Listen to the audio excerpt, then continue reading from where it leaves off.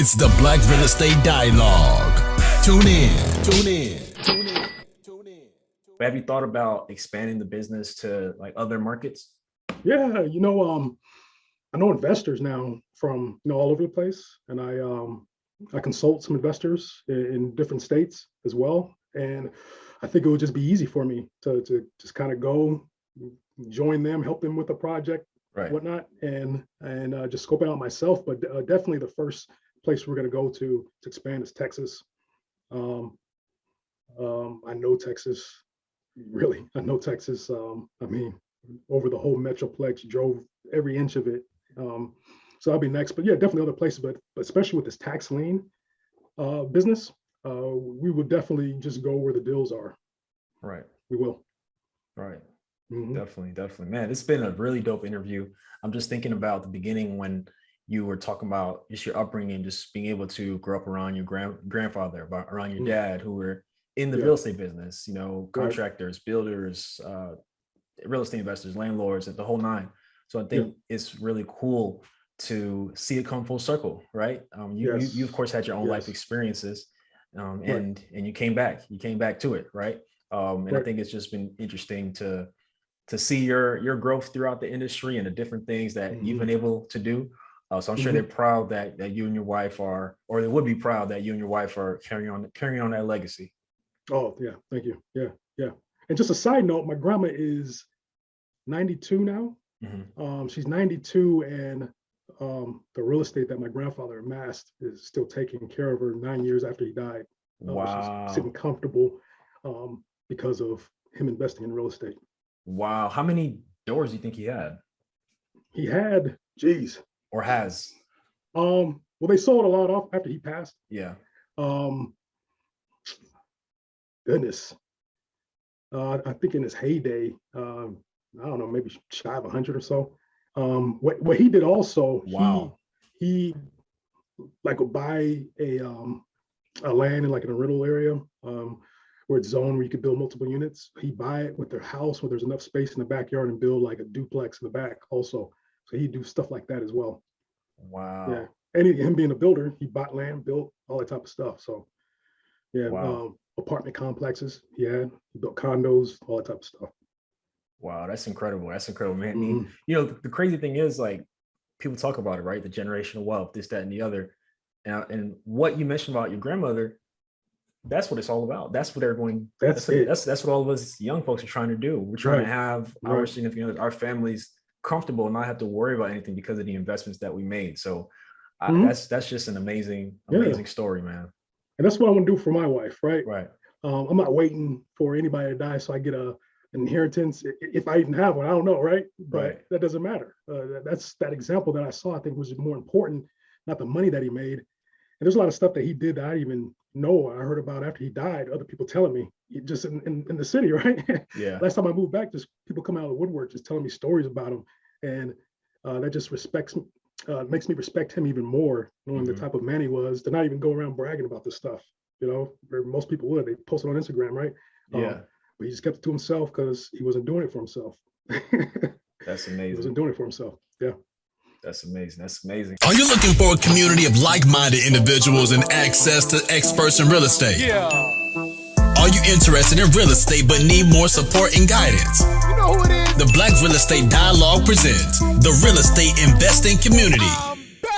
No matter how much or how little real estate experience you have, we've created a community for you because your perspective is important. All right, tell me, where's the #1 place where you can do Q&A with experienced guest speakers 2 times per month? How about unlimited access to past guest speakers' recordings? What about a private Slack channel to engage in daily discussion with everybody in the community to share resources and support each other? Head on over to blackrealestatedialogue.com. That's blackrealestatedialogue.com. It's the real estate investing community presented by the Black Real Estate Dialogue. Come join us today. My mother bought her 3-family for $35,000. Wow. Right? Way back when, right? That same 3-family is worth 1.1. Wow. We need a moment of silence for that.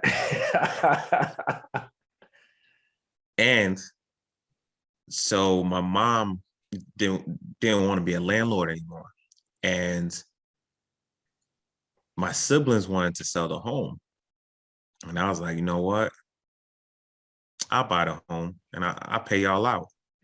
So I bought that same home just so I could show my kids my bedroom. I just wanted to show my kids my bedroom. So I needed to stay in the family and control that asset so I could tell history to my kids. That's all I wanted. That's all I wanted. So I have that asset as well now. Love that. Love that. Can you tell us more about that? And honestly, I think that's a really hot topic, right? Because, you know, a lot of our family members are getting older, right? People are passing on, or people, you know, maybe they don't want to be in the real estate business. And a lot of times the solution is to sell the property, which, you know, I guess in some cases we can understand. But what are your thoughts on that? What are your thoughts on selling properties that have been in families for a long time? What's your personal opinion?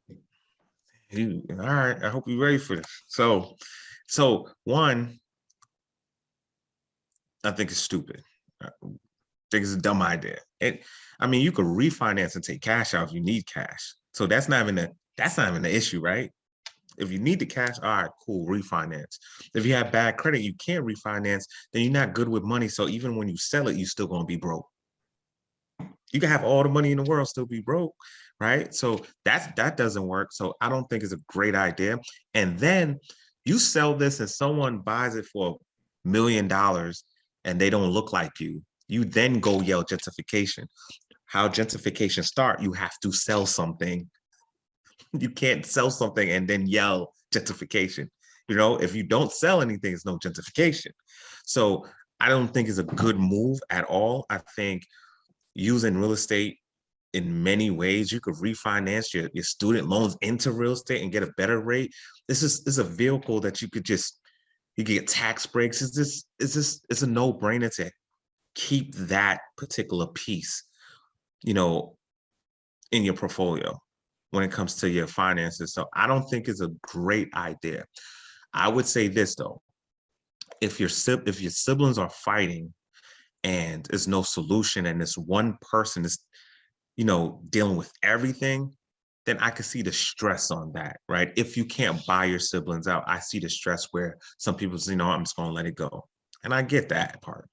But other than that, it don't make no sense. Doesn't make sense. Yeah, I got you. Part two of the question. What do you think about people who look like us, who are up there and looking to move on to other things in life, selling their properties? Because the reality of it is there's a good chance, I mean, you can't control who buys it, right? And there's a good chance it may change some things within the community. Is there something else those folks could be doing? Like, instead of selling, if they don't want to manage it or they're moving away, like what are some other ways they can do it? They don't have anybody else, you're saying, to pass it down to? Yeah. I mean, so it's tricky, right? As you get older, and God forbid, you know, the older folks go into a nursing home. The nursing home is going to attack, Medicare is going to attack their equity, right? And that's not fair, right? So they're going, and once the equity is drained, now the insurance kick in. Once you know, so if I'm jumping in, if I don't have no one at all, and I'm getting older, and I'm like, you know what, I'm heading that way in a nursing home, then it probably makes sense to sell. But then now you have all this cash, right? So to older folks, it's always smart to start that trust early. Start your trust early. Get that asset out of your name. If anything ever happened, no one could go after your equity. So that's what I'll tell the older folk. Start the trust early. Get everything out your name, but control everything. Definitely. And speaking of the trust, we had probably just one other guest who went into just trust and his thoughts on it and why it's so important. Could you talk a bit more about that, especially as it pertains to real estate? And the reason being is because people who look like us, this is not information. Most people cannot call somebody in their family and say, hey, how do I do a trust? Should I do a trust? It's probably not on most people's radar. So we'd love to hear what you have to say about it. I mean, no one plans for death. That's the crazy thing. And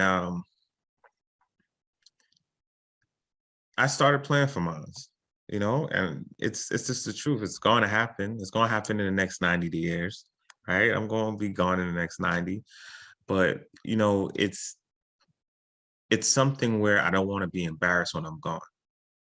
I don't want to be embarrassed. I don't want GoFundMe for Alex Edwards, and I think it's extremely important, right? To plan for that day. Now, a will and a trust, I want the difference. So a will give instructions. That's all it is. Instructions. This is who I like. This is for that person, right? But you're still gonna have to see probate court. So that person that you gave the house to, they're still in court, spending money to make sure that the state sees what you actually left the person, right? So it's just instruction based. And then you could put your I love you stuff in your will, right? Now a trust is you don't need the court. It's like it's law, right? So you have the trust, revocable and non-revocable trust, right? And that is law. You don't have to go to court. Look, this is the document. This is mine. I'm the beneficiary. All right, cool. That's it. So a lot of people have both. I think you should have both. Instructions, again, write your letters, whatever you need to do, but the trust is extremely important to avoid a lot of stuff. While you're alive, it protects you, and while you're gone, it protects your family. Hi everyone, Sam here from the Black Real Estate Dialogue. Make sure to hit that notification bell and that subscribe button, and to visit us at blackrealestatedialogue.com.